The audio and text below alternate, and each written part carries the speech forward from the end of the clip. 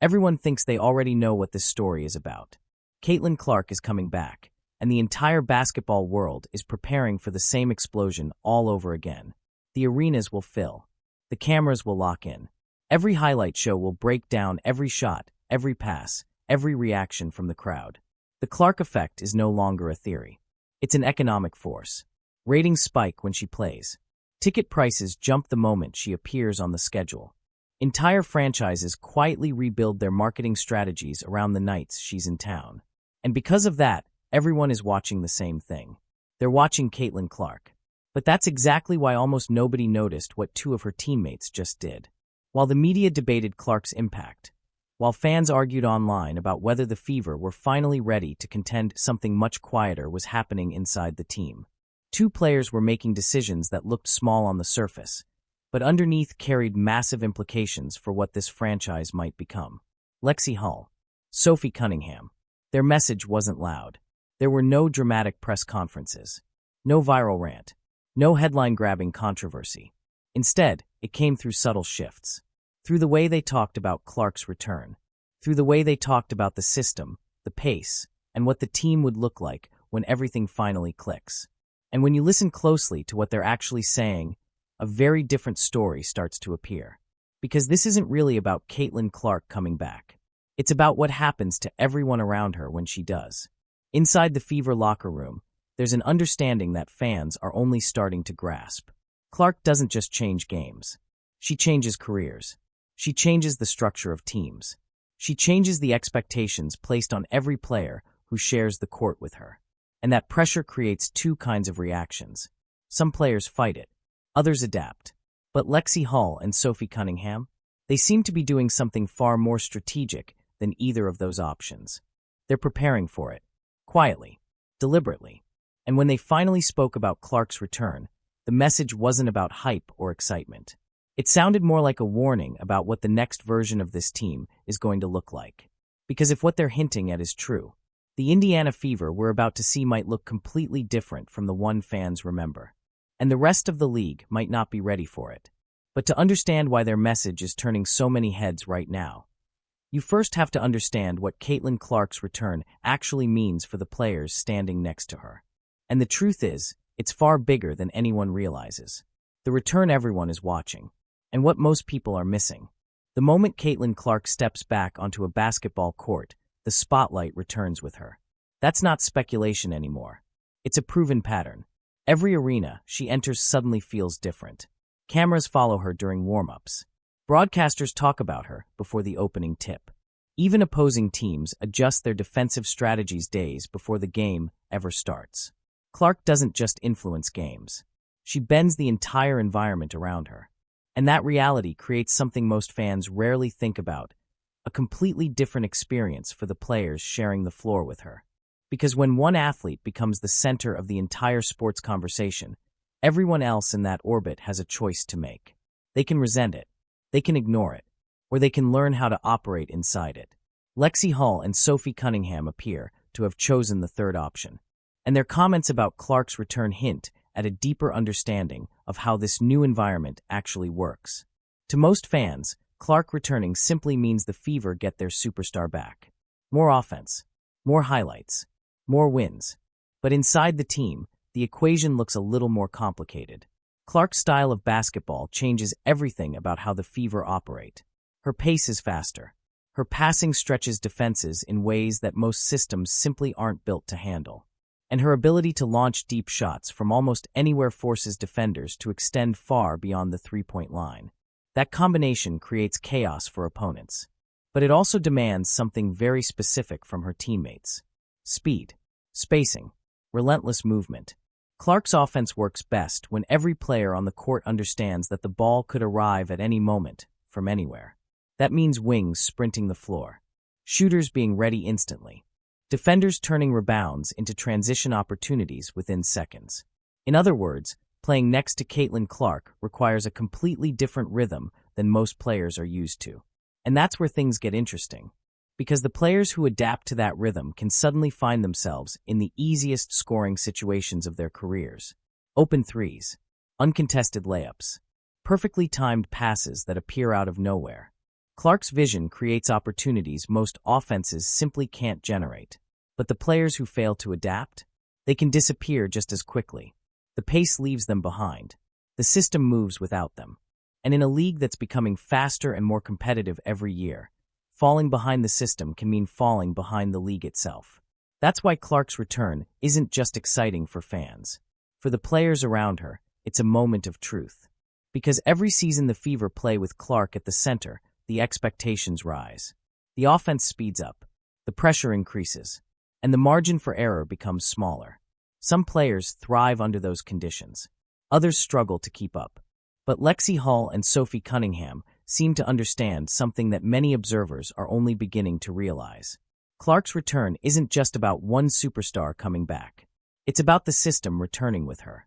The same system that demands constant motion. The same system that rewards players who run the floor, space the defense, and stay ready for the next opportunity. And according to the subtle hints both Hull and Cunningham have been dropping, they're preparing for that system in ways that most fans haven't even noticed yet. Because while everyone else has been focused on the headline, Caitlin Clark is back. Two of her teammates have been quietly preparing for what that actually means. And what Sophie Cunningham decided to do next might be the clearest sign, yet that this team understands the moment they're stepping into. But her decision didn't start with strategy. It started with a moment that nearly changed her entire season. And what she did after that moment shocked almost everyone around the league. Sophie Cunningham's comeback plan nobody saw coming. Long before the headlines about Caitlin Clark's return started circulating again, Sophie Cunningham was already dealing with a completely different battle. And it wasn't happening under bright lights. It was happening in quiet gyms, training rooms, and rehab sessions where no cameras were rolling. Because for Cunningham, the conversation about the upcoming season didn't begin with strategy or rotations. It began with recovery. A knee injury might sound like just another obstacle in professional sports. Athletes deal with them every year. Teams adjust, players rehab, and eventually most return to the court. But injuries like this can create a moment that forces a player to confront something much bigger than pain or recovery time. They force a decision. Do you come back as the same player you were before? Or do you rebuild yourself into something new? For many athletes, the answer is simple. They work to return to their previous level and rely on the skills that carried them through their career. But Cunningham has never been the type of player who relies on comfort. For years, her reputation in the league has been built on toughness. She played with an edge. She wasn't afraid of contact. She embraced the physical side of the game in a way that made her one of the most intense role players on the floor. Opponents knew that when Cunningham stepped into a matchup, things were going to get uncomfortable. Screens would be harder. Defensive pressure would be tighter. And every possession would carry a little extra attitude. That identity earned respect around the league. But the moment Caitlin Clark arrived in Indiana, the entire equation began to shift. The Fever's style of play changed almost instantly. Possessions moved faster. Transition became a weapon. Spacing and quick decision-making became more important than brute strength. And suddenly, the players around Clark were asked to operate inside a system that rewarded speed and efficiency more than physical dominance. For Cunningham, that realization came during one of the most difficult moments of her career. Recovering from injury forces athletes to study the game from the outside. They watch film. They analyze how their teammates move. They see the game from angles they normally never have time to notice. And somewhere during that process, Cunningham started seeing something clearly. The next version of the Indiana Fever was going to move faster than ever. Clark's offense thrives on transition opportunities that appear in seconds. One rebound, and suddenly the ball is flying down the floor. One defensive stop, and the entire defense is scrambling to recover. The players who thrive in that environment are the ones who can get to their spots immediately. Corner shooters, transition wings, players who understand exactly where Clark wants them to be before the pass even leaves her hands. And when Cunningham looked honestly at her own role inside that system, she realized something most athletes struggle to admit. The version of herself that had worked before might not be the version that would work next. For a professional athlete, that realization can be terrifying. Your identity is built over years. Your style becomes part of who you are. Changing it can feel like erasing the very thing that made you successful. But instead of resisting that moment, Cunningham did something rare. She leaned into it. During rehab, she didn't just focus on getting healthy. She focused on getting different. Training shifted towards speed and efficiency. Conditioning became more intense. Every workout carried the same goal in mind, returning not just as a tougher version of herself, but as a faster and more adaptable player for the system Clark commands. Because the truth about playing next to a generational passer like Clark is simple. If you're ready for the moment, the opportunities will find you. Clark sees the floor differently than most players. Passing lanes appear before defenders even realize they exist. And teammates who move at the right time often find themselves wide open before the defense has a chance to react. For shooters and wings, that can be a career-changing advantage. But only if they're ready for it. Only if they're in the right place. Only if they can keep up with the pace. Cunningham seems to understand that reality better than most. Her comments about Clark's return weren't just supportive teammate quotes. They sounded more like someone preparing for a system that's about to move even faster than before. Because as Clark continues to grow into the league, the offense around her isn't slowing down. If anything, it's accelerating. More confidence, more aggressive passing, more willingness to push the tempo. And that means every player on the roster must evolve with it. Some players in the league resist that kind of change. They prefer systems built around isolation scoring. They prefer slower possessions where each player gets a chance to create their own shot. But that style doesn't define the Fever anymore. With Clark orchestrating the offense, Indiana's identity is beginning to resemble something closer to controlled chaos. Quick decisions, rapid ball movement, spacing that stretches defenses beyond their comfort zones. And when that system is working correctly, it becomes extremely difficult to stop. Which brings us back to Cunningham. Because the work she's been doing behind the scenes suggests she understands exactly what this moment represents. Her return isn't just about being healthy again. It's about being ready for the next version of the Fever offense. And if the adjustments she's been making during recovery translate onto the court, she might become one of the biggest beneficiaries of Clark's evolving system. A faster Cunningham running the wings. Clark launching pinpoint passes in transition. Defenses scrambling to cover shooters who arrive before they're even set. That's the kind of dynamic that can quietly transform a role player's entire season.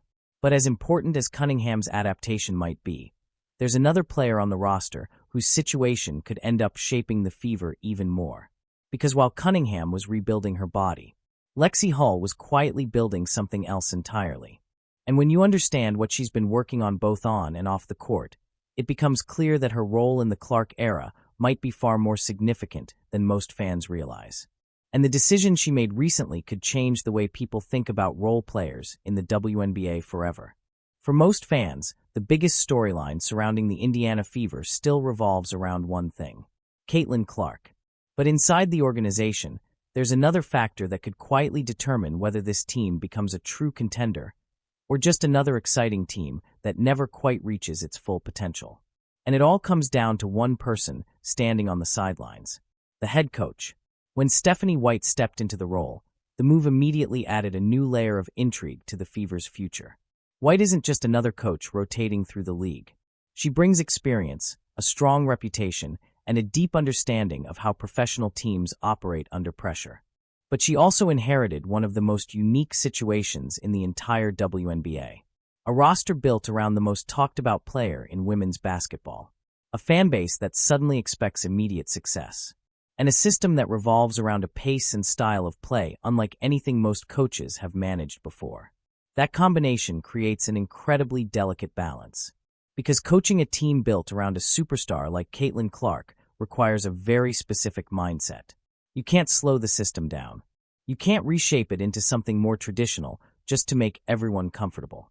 And you certainly can't ignore the data showing what works best when Clark is on the floor. Clark's style isn't just flashy basketball. It's a system, a fast-paced offensive engine that thrives on quick decision-making, deep shooting range, and teammates who move constantly to create passing angles. When that system runs smoothly, defenses begin to panic. Transition becomes unstoppable. The floor stretches so wide that opponents struggle to cover every shooter. But the moment that rhythm breaks, everything changes. The offense slows down. Spacing collapses. Defenders recover. And the entire machine suddenly looks ordinary. That's why lineup decisions around Clark matter more than almost any other factor.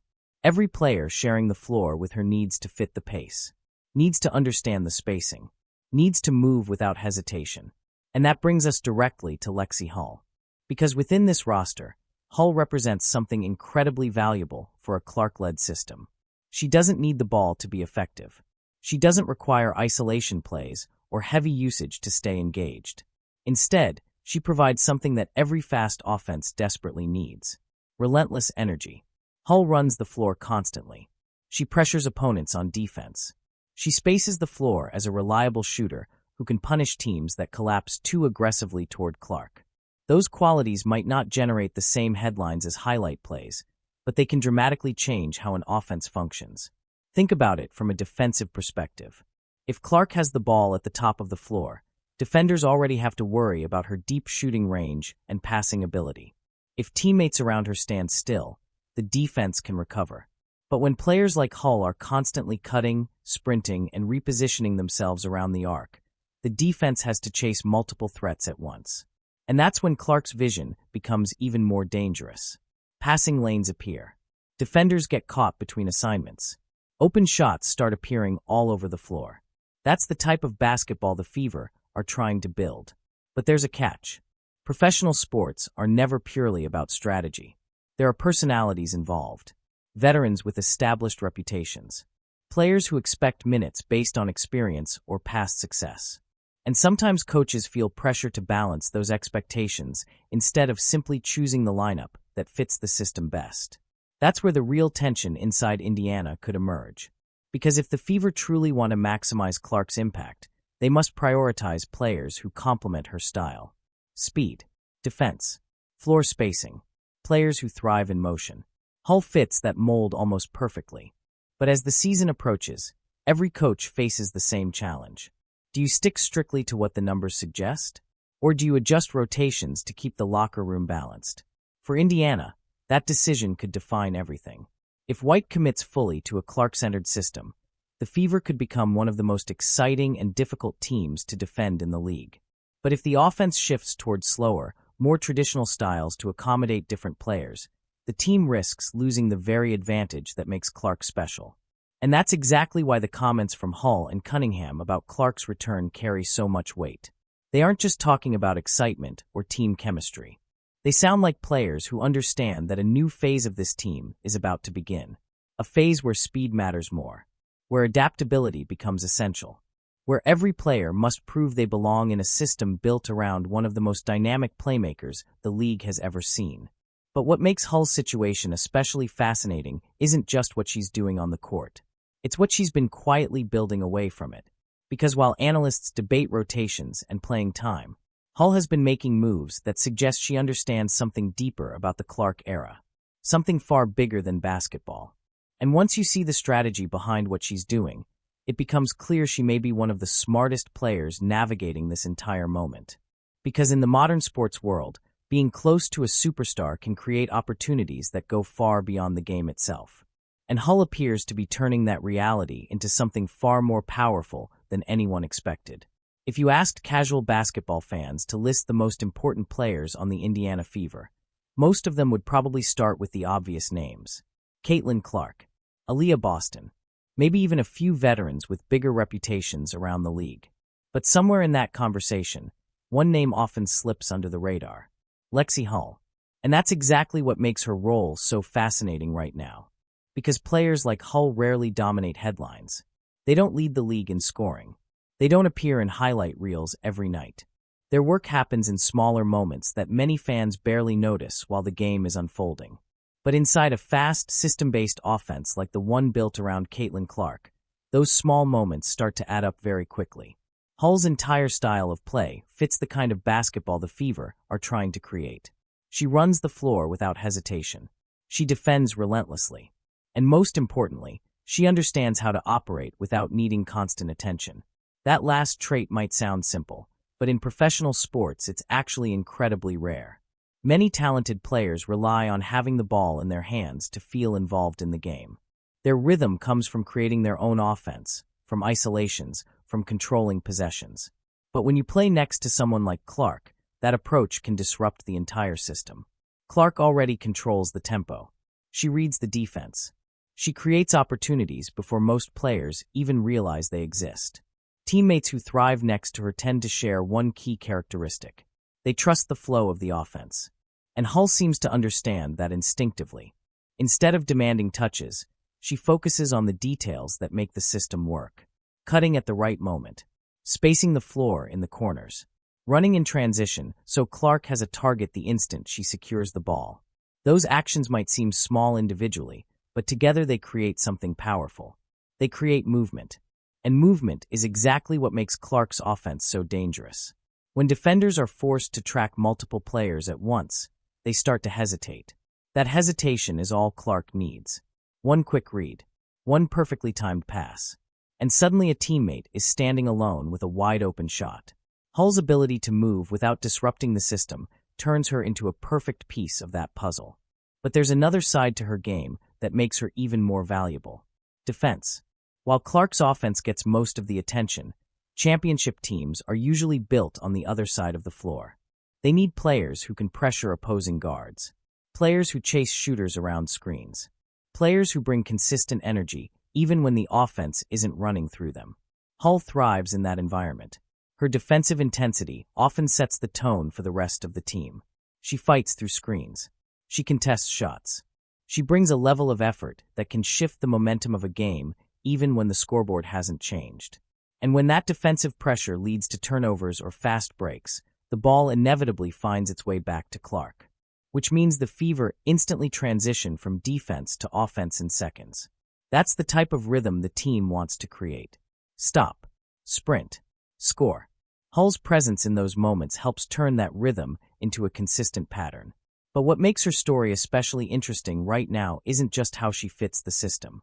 It's how she seems to understand the bigger picture surrounding the Clark era. Because when a generational superstar enters a league, the impact doesn't stop at the scoreboard. It reshapes the attention around the entire sport. More fans, more media coverage, more cameras following every game. And suddenly players who share the floor with that superstar find themselves in front of a much larger audience than they ever experienced before. For some athletes, that attention can feel overwhelming. For others, it becomes an opportunity. Hull appears to fall firmly into the second category. While the spotlight continues to follow Clark wherever she goes, Hull has been quietly positioning herself within that same ecosystem. Not by trying to compete for attention, not by forcing her way into the spotlight, but by understanding that proximity itself can be powerful.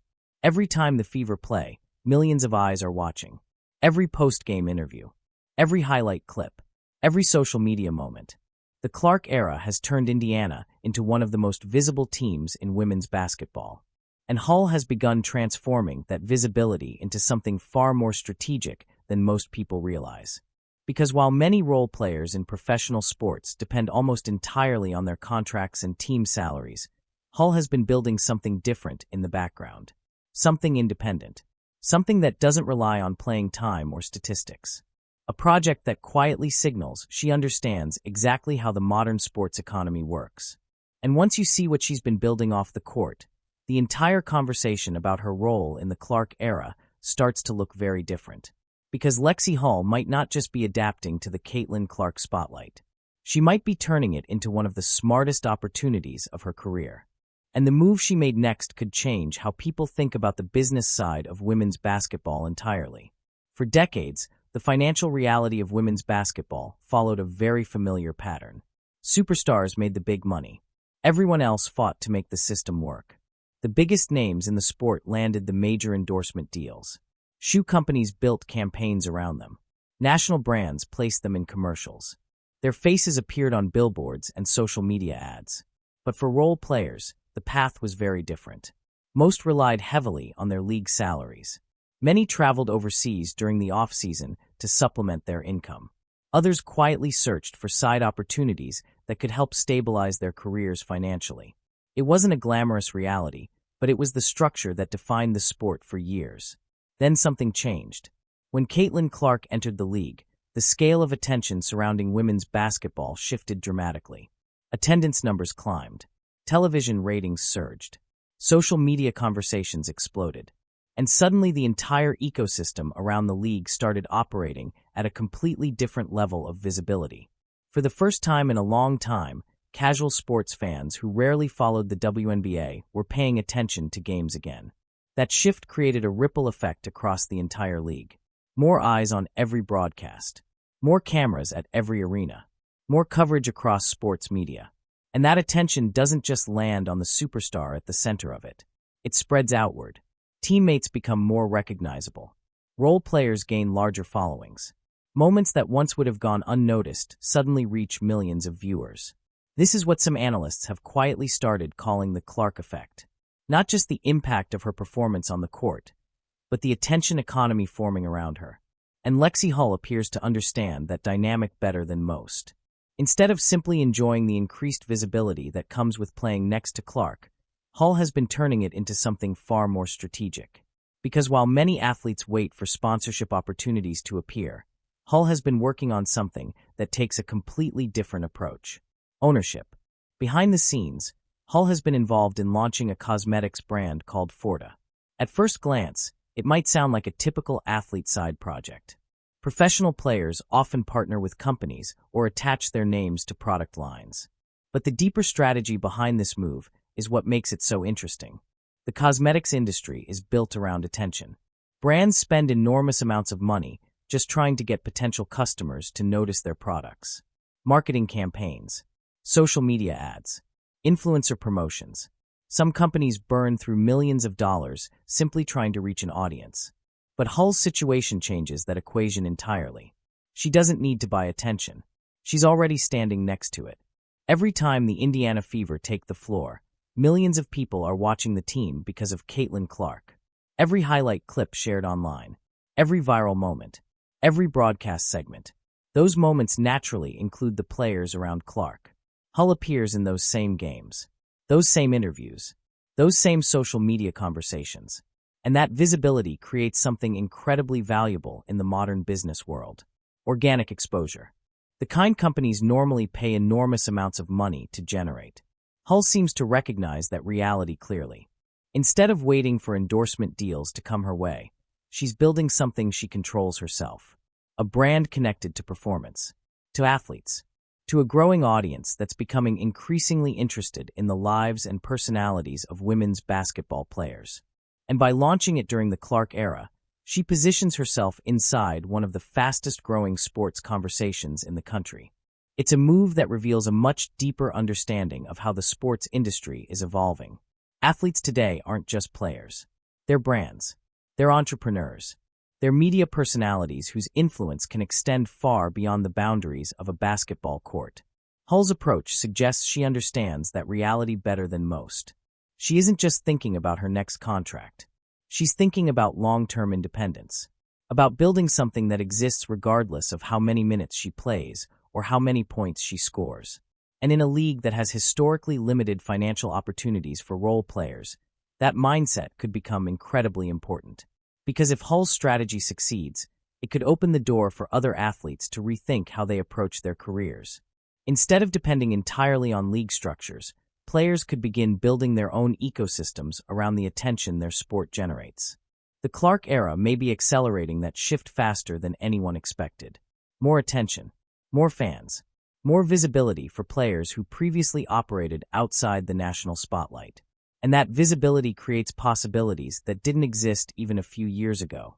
Hull appears to be one of the first players actively capitalizing on that shift. But the most fascinating part of this story might not be the business itself. It's the message it sends. Because when you step back and look at everything happening around the Indiana Fever right now, a pattern starts to emerge. Some players are adjusting their playing styles to match the speed of Clark's offense. Others are adapting their careers to take advantage of the attention surrounding it. And slowly, almost quietly, the league itself is beginning to change, which leads to an uncomfortable truth that many people inside the WNBA are only starting to acknowledge. The Clark era is creating a divide, not between teams, not between stars and role players, but between the athletes who are adapting to the new reality and those who aren't. And the difference between those two groups might determine who thrives in the future of this league. There's a conversation happening around the WNBA right now that very few people are willing to say out loud. Not because it's controversial, but because it forces everyone to confront how quickly the league is changing. For years, the structure of professional women's basketball moved at a relatively steady pace. Teams developed identities slowly. Player roles remained consistent. Veterans could rely on experience and reputation to maintain their place in rotations. But the arrival of Caitlin Clark disrupted that rhythm. Not gradually. Instantly. The numbers alone tell the story. Attendance surged. Broadcast audiences expanded. Games that once drew modest attention suddenly became national talking points. Social media clips traveled far beyond the usual basketball communities. And when that kind of attention arrives, it doesn't just change how fans experience the sport. It changes how the sport itself evolves. More attention means higher expectations. Higher expectations mean faster development.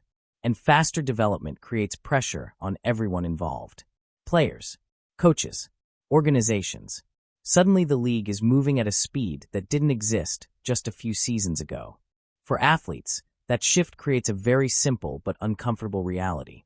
Adaptation becomes survival. Some players have embraced that change almost immediately. They study how Clark's offense works. They adjust their conditioning. They reshape their roles to fit the faster tempo the league is moving toward. Those players see the moment for what it is, an opportunity. But others are still trying to operate inside the old structure. They prefer slower systems. They expect touches based on seniority.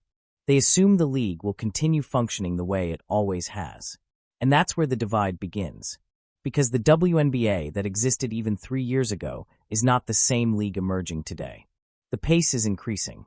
The visibility is expanding. The demand for versatile players who can move quickly, defend multiple positions, and space the floor is growing stronger every season. Teams are realizing that the modern game rewards adaptability above almost everything else. Players who can evolve alongside the game suddenly become incredibly valuable. Players who struggle to adjust risk being left behind. Lexie and Sophie Cunningham appear to recognize that shift more clearly than most. Everything about their recent decisions suggests they understand exactly where the league is heading. Cunningham rebuilding her physical conditioning during recovery. Hull reshaping her career beyond the court while embracing a role that perfectly complements Clark's style. Neither move feels accidental. Both feel like the actions of athletes who are preparing for the future rather than reacting to the present. And that future may look dramatically different from what the league used to be. Imagine a WNBA where the pace continues to accelerate, where offensive systems revolve around quick ball movement and deep shooting range, where players are expected to defend aggressively while also stretching the floor offensively, where media attention transforms athletes into recognizable figures far beyond the basketball community. That version of the league isn't hypothetical anymore.